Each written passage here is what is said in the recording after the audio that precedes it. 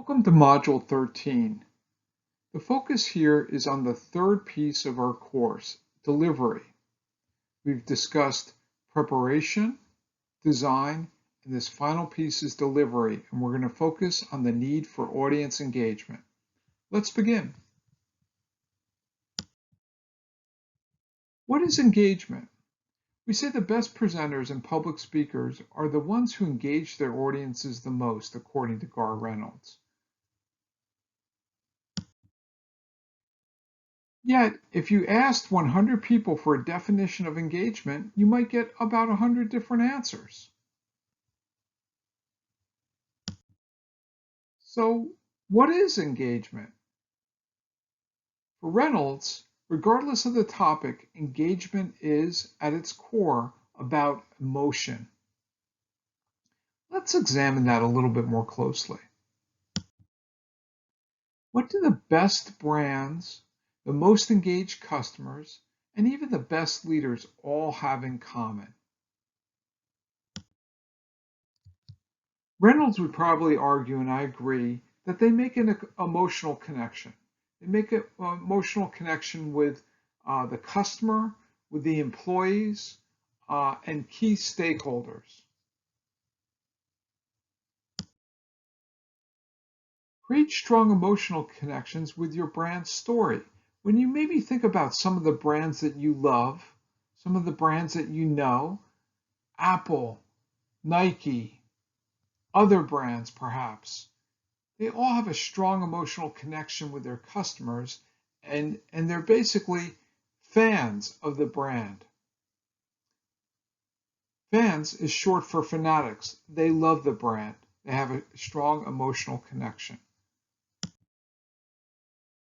So most engaged customers are the most emotionally connected customers. And so why is that important? Over 50% of an experience is based on emotions.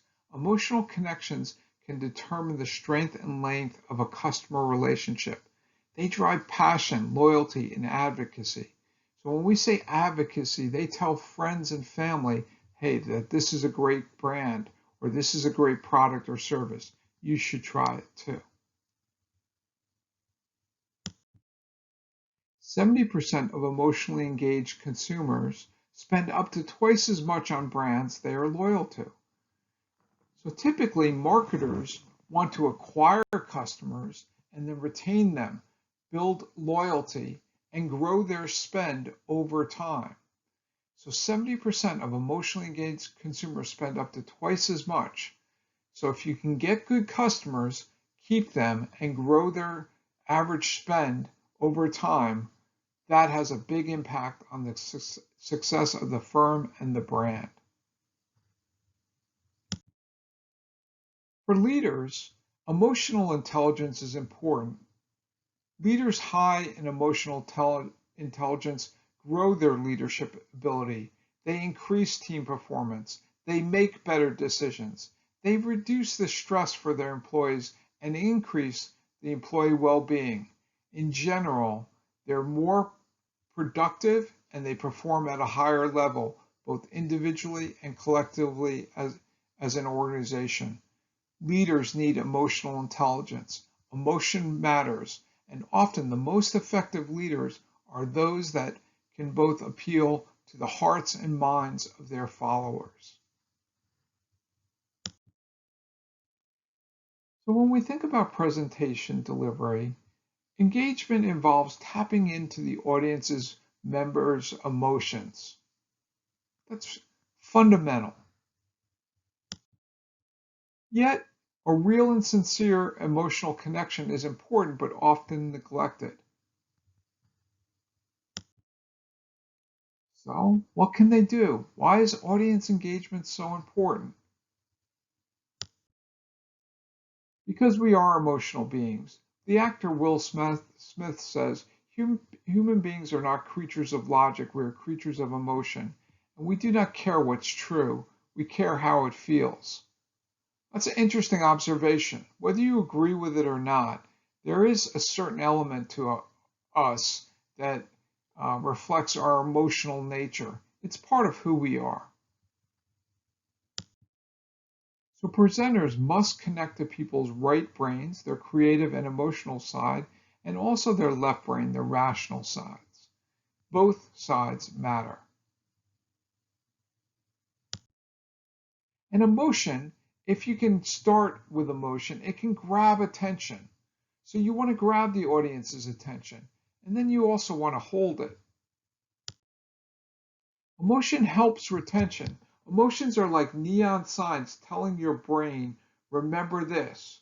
So when you think about your presentations and that one big message, that core message, that big takeaway, if there's an emotional component, that can help with audience engagement and also audience retention. Emotion helps us feel what they're feeling. It makes us more empathetic.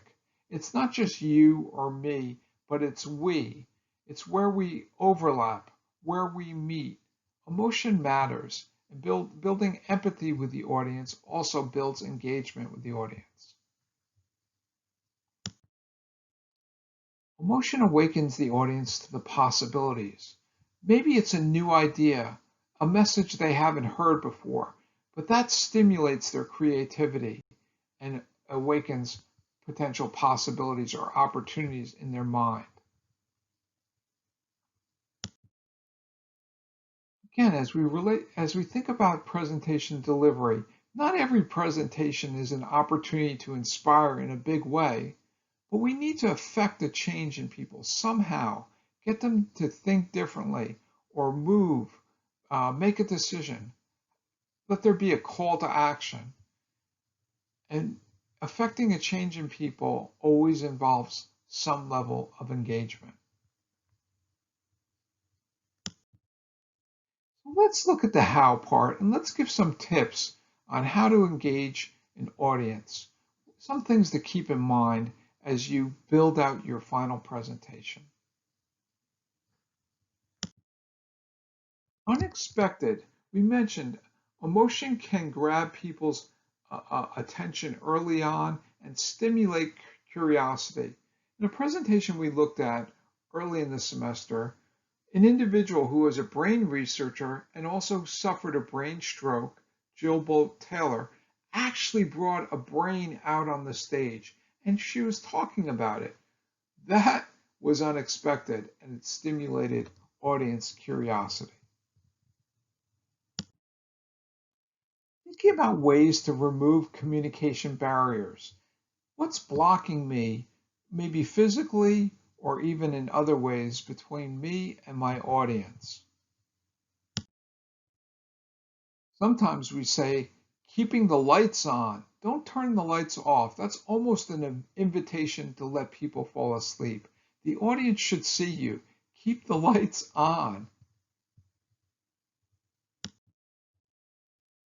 Also, be able to move around freely and naturally. That's a third tip.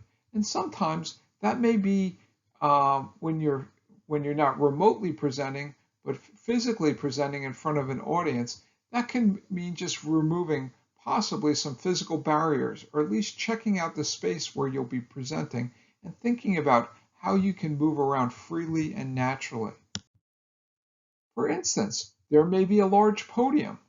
Does that help you or hurt your presentation? Does it help you or hurt you in engaging the audience? It may put an unnecessary barrier between you and the audience. Maybe you could remove it or avoid it. Think about how you get out in front of it. Connect with the audience. Engage them. Keep it simple, and simplicity can come in a few different ways. If you're doing a PowerPoint presentation, maybe it's simply having a remote control, a clicker, or a wireless mic. Maybe it's the presentation itself. Don't have too many words on one slide or too much going on. Possibly leave a little bit more white space. That simplicity can help also engage the audience as well. Know your audience. Maybe in some cases you don't even want to use slides. The great presenter, Steve Jobs, founder and former CEO of Apple, said this: People would confront a problem by creating a presentation, but I wanted them to engage, to hash things out at the table, rather than show a bunch of slides, not talk at people, but talk with people. People who know what they're talking about don't need PowerPoint.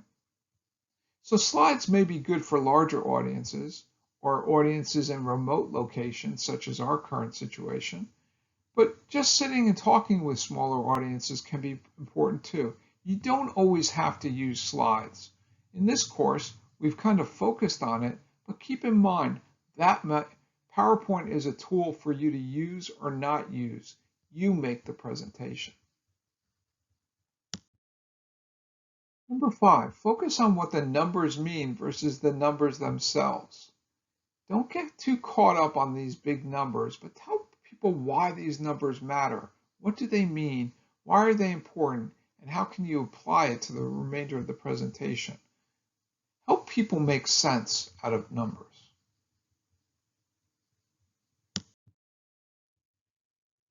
Number 6, speak conversationally, but with elevated energy and vary the pace.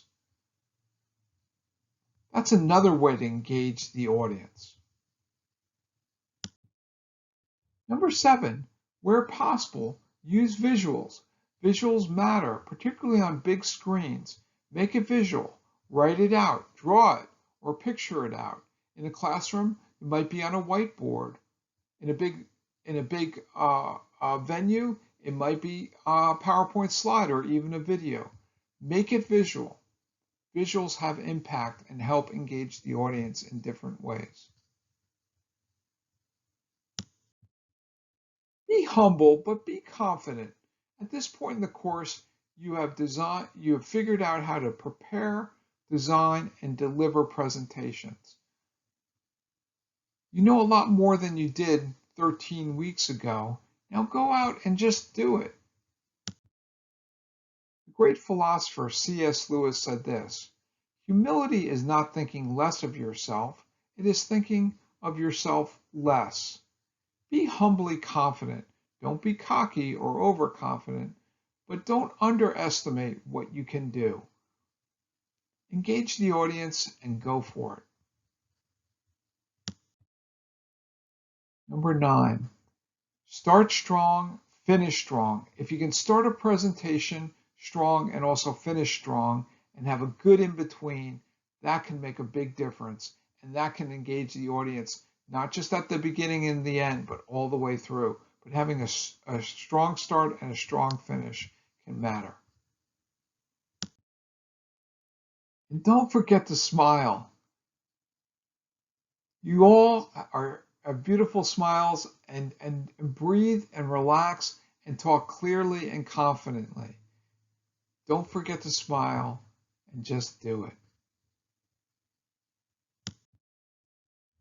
So, as a quick review, the 3 guiding questions that we talked about was, what is audience engagement?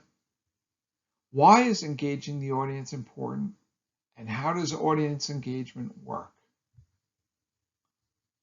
As we look ahead, let's do a quick preview. Okay, let's close with a preview of what's to happen in our next class. You'll start with a quiz, your final quiz, congratulations, from 3:40 to 3:55. You'll take a 5-minute break, and then we'll meet up on Teams from 4 to 4:15, and I'll give you a preview of the road ahead.